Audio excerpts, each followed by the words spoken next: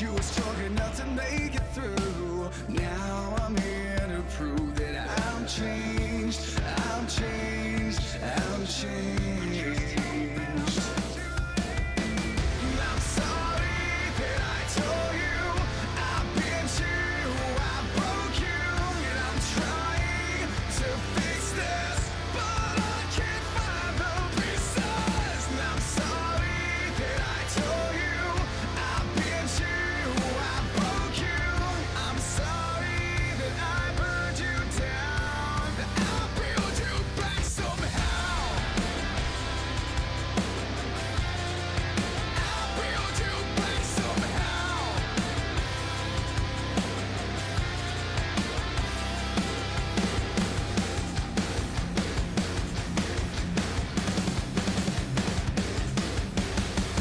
I'm sorry that I told you I bent you, I broke you, and I'm trying to fix this, but I just can't find the pieces.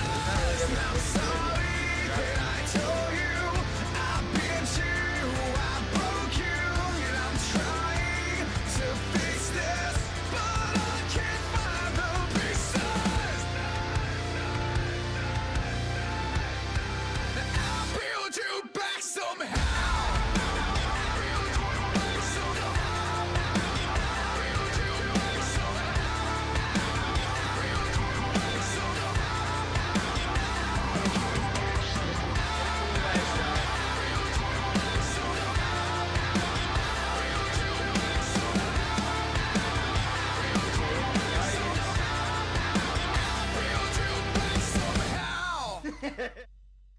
But that's alright.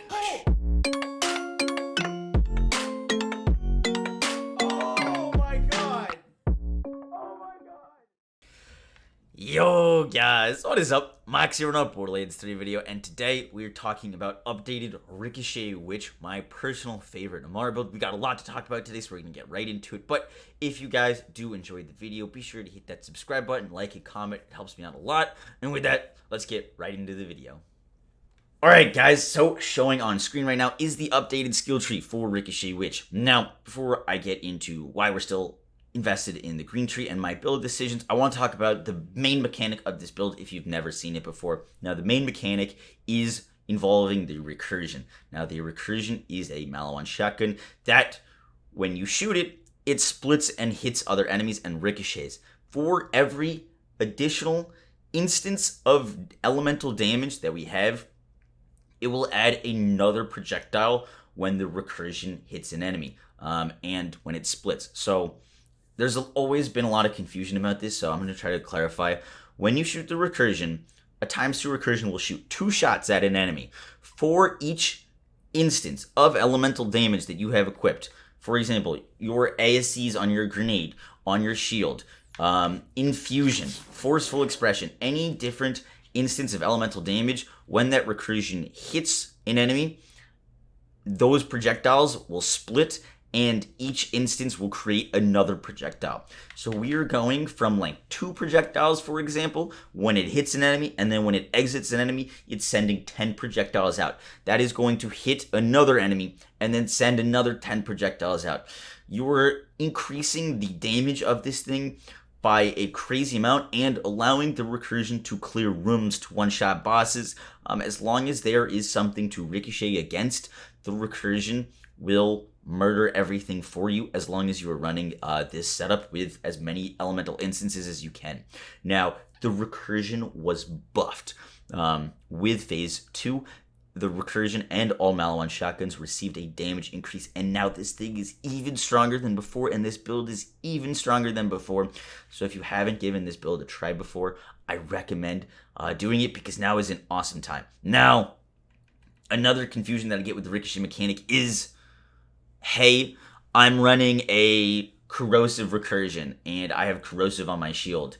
Won't I not get another Ricochet for that? No. As long as you have ASCs that are different on your shield and grenade, it doesn't matter if they're matching. If you're running shock on your action skill and you have shock on your recursion, you have shock on your shield, those are all calculated as different instances. You will get different ricochets for all of those, You just need to have different instances. You do not need to be running all 5 elements in order to get proper ricochets. You just need to be running 5 different instances of ricochets.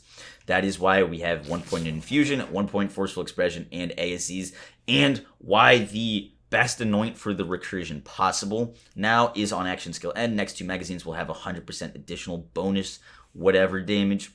I like running a shock corrosive recursion with shock damage, and this allows me to cheese through the Malon takedown to the Guardian takedown because there's a lot of shock corrosive enemies. Now, the next weapon that we added to this build is the Root. The Root is extremely strong on this build and is going to be our like single target boss killing weapon. This build works really well with any weapon that does elemental damage and splash damage. The reason it works really well with elemental damage and splash damage is because we are using Arms Deal, which is going to buff our splash damage, and also because we're using a driver. Now, a driver is going to give us a ton of gun damage. At shot out of sprint, full movement speed with Speed Demon, we are going to be getting 620% increased gun damage.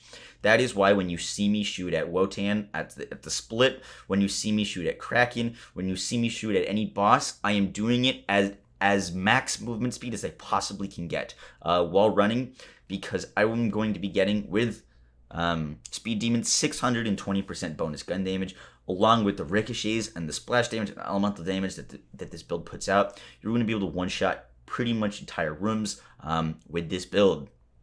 Now, the shield that we're using is still the Old God shield. It's going to give us bonus elemental damage. We're still using the driver. The reason the driver is so good on this build is because we're going to be doing something called fake grasping. When we fake grasp, we're going to proc a dot on ourselves. This dot is going to give us stacks of mindfulness. In order to get 25 stacks of mindfulness, you need to have ASCs on your shield and grenade. Because we have stacks of mindfulness, we are going to be moving really, really fast. We're getting about 150% movement speed from this. Now, while we're moving, we get increased gun damage, and that is why the recursion works so well on this build, is because you can shoot it, it's going to ricochet, and you can still run around. All those projectiles will be getting full damage movement speed because you shot it and you're running around, and all together this synergizes really, really well. Now for our artifact, we are using an elemental projector victory rush. Best rolls you can have on this would be pretty much what I have. Action skill, cooldown rate, magazine size, and area effect damage, all really good. Movement speed on this is also awesome. Now, the reason area of effect damage or splash damage is awesome on this is because we're already getting so much damage by gun damage via the driver. Now, you're going to get diminishing returns on your gun damage, and that's why running rolls with like splash damage is super awesome on this build, because you're boosting another thing. And we're also going to be boosting our elemental damage, which is a different part of the damage equation with the elemental projector. Elemental projector is super easy to proc because we are going to be dotting ourselves all the time, giving us a 108% elemental damage boost with this thing. Now, the elemental projector versus the Pearl, I've made a 17-minute video just on this topic. If you want to watch the whole thing, I'll have a link there. But the elemental projector is going to be your highest damage that you can be doing, and great against bosses and areas where you know what the enemy's health bar is going to be. For example, if you're going to be shooting at Graveward, you're going to be wanting to do as much fire damage as possible. That's where you're going to want to be using an elemental projector victory rush. However, if you go into something like Slaughter Shaft, where you have a bunch of triple bars and you're going to be wanting to do a bunch of shock damage, a bunch of corrosive damage, a bunch of fire damage, then you're going to be using the elemental projector the Pearl, because the Pearl will boost the damage of all of your ASCs and all of your damage. But not quite as much as the elemental projector, versus the elemental projector will boost a single element a ton.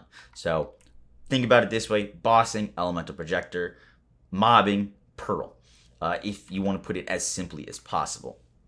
But you will get the most damage when matching with an elemental projector. Now, the skill tree, I was having a hard time deciding if I wanted to go blue tree or green tree.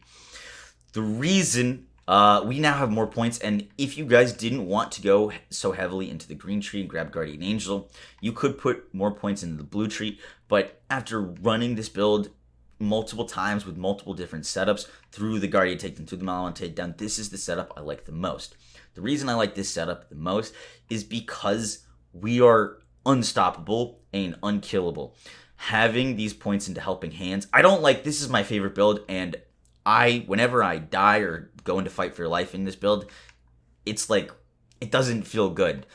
This build is meant to be unstoppable, it's meant to be unkillable, and the way we set it up, it achieves that very well. And we have so much damage already, and this is mainly a fake grasping build. You're mainly going to be fake grasping, so going into the blue tree, you're not going to benefit from things like Wrath, because it doesn't proc unless you proc your ASE, or your action skill. Laidbeard doesn't proc unless you actually use your action skill.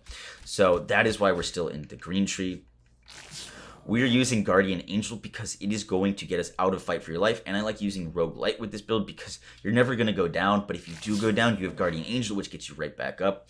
Arms Deal for the splash damage, as many points in Mindfulness for movement speed. Helping Hands is going to be running around with plus 48% damage reduction with Root to Rise, and a ton of lifesteal makes this build unkillable. Now, Red Tree, pretty basic stuff.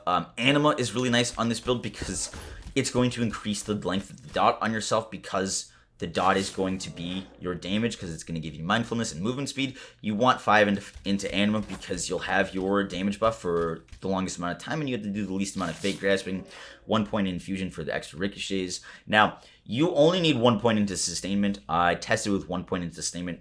Totally fine. For most people, I feel like 2 or 3 will be the points, and put the other points into Wildfire. Deep Well for magazine size, Tread for gun damage. When we do grasp, which we are able to grasp more with this build, which I'll talk about in a second, Dread is awesome, and Indiscriminate, no-brainer for the ricochets, Forceful Expression for more bonus elemental damage. Now, where I'm putting the new points to the level 60 is having 3 into Transcendent and 3 into Restless. The awkward part about running a driver build is sometimes when you do use your action skill on an enemy, you're left with this awkward period of time where your action skill ran out, you're waiting for it to come back up, and because it ran out, you lost your ASEs, you lost your movement speed, and you suffer a huge decrease in damage. With points into cooldown, that awkward part where you don't have any action skills up is decreased significantly, and that is why I love going Restless. And I'm using Transcend for that critical hit damage. For bossing, we have nothing that's really boosting our critical hit damage, so having Transcend and being able to use it on bosses and whenever we grasp things to do massive damage is awesome.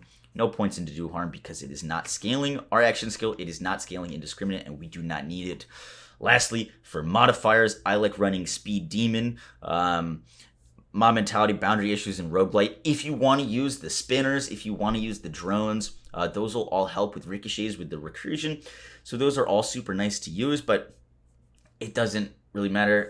Totally up to you guys, but the main 2 things I like running are Speed Demon and Roguelite because I get to get so much more movement speed, and Roguelite impacts my game the least, especially because I never die, and if I do go down, we have Roguelite, which overrides, or Guardian Angel overrides Roguelite. Guys, that is it for the build. I tried to go as quickly as possible because I didn't want this to be a long video because I've explained this stuff before. Lastly, real quick, cool trick with the Anarchy is if you want to stack it, because the Anarchy doesn't work well unless it's fully stacked, you can Echo Cast cancel. This'll stack it. If you just open your Echo Cast and hit cancel, this will stack up your Anarchy. You can emote cancel it if you're on PC. This will insta stack your Anarchy.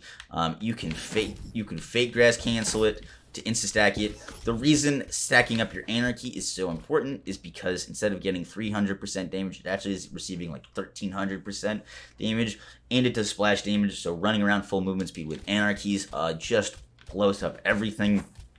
All weapons work really awesome on this build, but splash and elemental damage are the ones you're going to want to be keeping your eyes out. Guys, I hope you enjoyed the video. I hope you learned something new. If you did, be sure to drop a like, comment, and subscribe. It helps me out a ton, and I will catch you guys in the next one. Peace!